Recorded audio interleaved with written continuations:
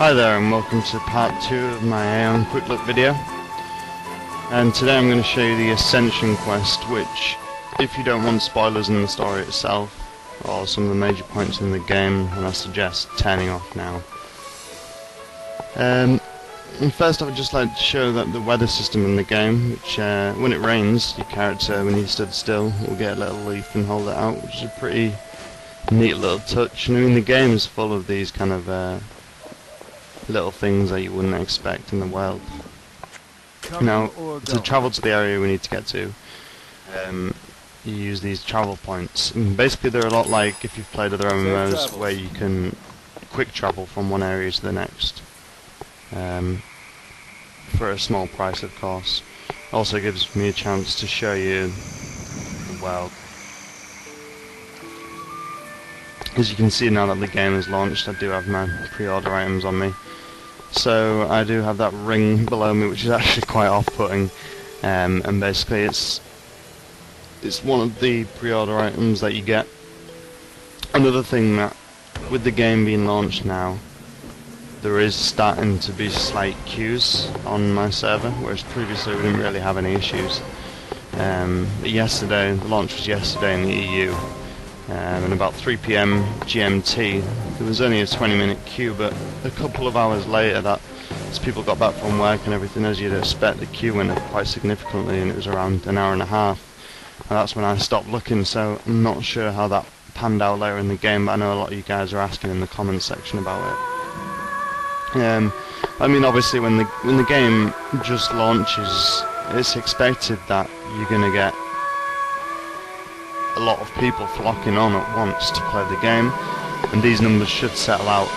Not only that, but NCSoft do seem to be listening to the community and they are working really hard to address it, but it's tough because you have to balance out the population. With it being a PvP game, you don't want the different races to be overpopulated. So here's the quest log here.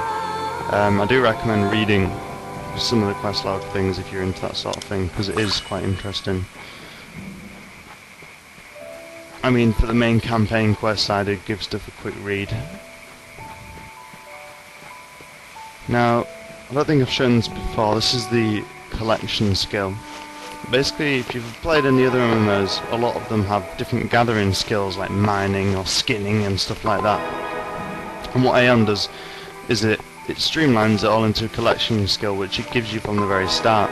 Basically any like plants or iron ores and stuff like that, you can just gather them, assuming you have the level of skill to do so. But I do recommend keeping that skill leveled up, because you'll come across quests, or at least in the starter, the first 10 levels that I've played, you come across quests which ask you to gather certain things. Obviously you're not forced to do that, you don't have to gather certain things, but it is full, because it means that you're not cutting off a chunk of your quests, and because obviously the skill is given to you, it's not being forced to learn a certain skill or put in the effort. You basically just click on a bush and it does it. Pretty cool. It's a good idea to streamline that kind of system, but like I say, with me being a low level, I still haven't got into the crafting area of the game, so I'm hoping to touch on that in a later video.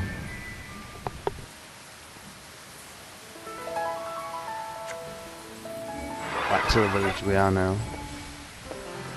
I have to go to a lake and gather some water.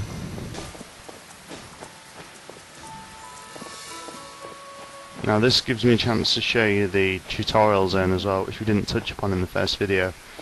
It's quite linear, you kind of force through your path, but it is quite a nice area really to set up on. I've only played Helios, so I can't comment on the Asmodean side zone. But it basically keeps you funneled through the areas, doing your certain quests for the specific levels, and it's pretty straightforward, but it's a cool area. When you get down to the mainland, you'll find that the area does appear to open up quite significantly.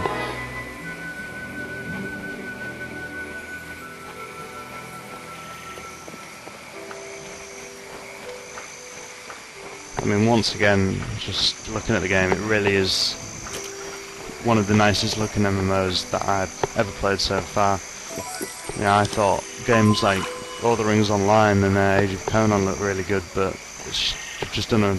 Not only is it technically really nice, but they've done a fantastic job of the environments themselves and the art.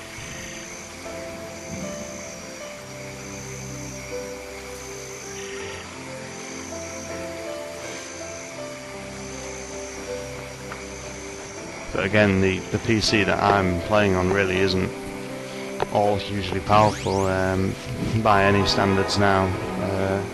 It was a good PC back when I bought it, which was 3 years ago. But right now it's starting to show its age, yet Aion does run really, really well.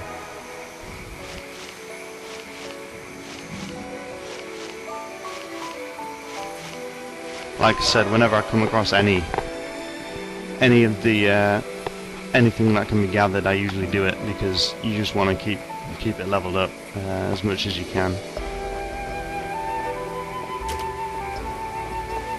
Now, one thing that the game does is it actually has what's called a mana stone system. Basically, in other MMOs, enchanting is a skill that you have to learn, and you kind of have to work out how it's done. But in Aion, basically what they do is they give you these mana stones from enemies, and then if you look at my equipment, each equipment has, I mean, at the moment it has usually one socket to put a mana stone in. So what you do is you simply right click on a mana stone and then click on your armor, and she'll do a little casting animation, and then boom, you'll have the bonuses added to your equipment. So we've got like mana stone shield defense. You have ones that boost your attack.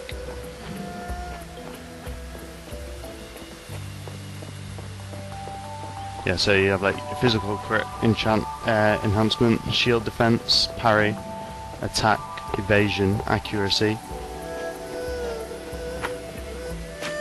All different things that you'd expect to buff on different equipments. They basically give you. Now, I'm assuming this probably goes into a bit more depth later on, and you get different stones and stuff like that, and maybe even multiple slots in items, but again, I can't comment on that for certain at the moment as I'm too low level, really.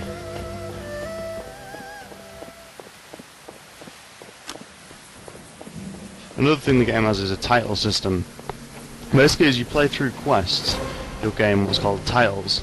Now, here we've got things such as Tree Hugger and Animal Lover. So if I equip that title, like in games like Fable on the console, you'll have that in front of your name, like Tree Hugger Lucee, Animal Lover Lucee.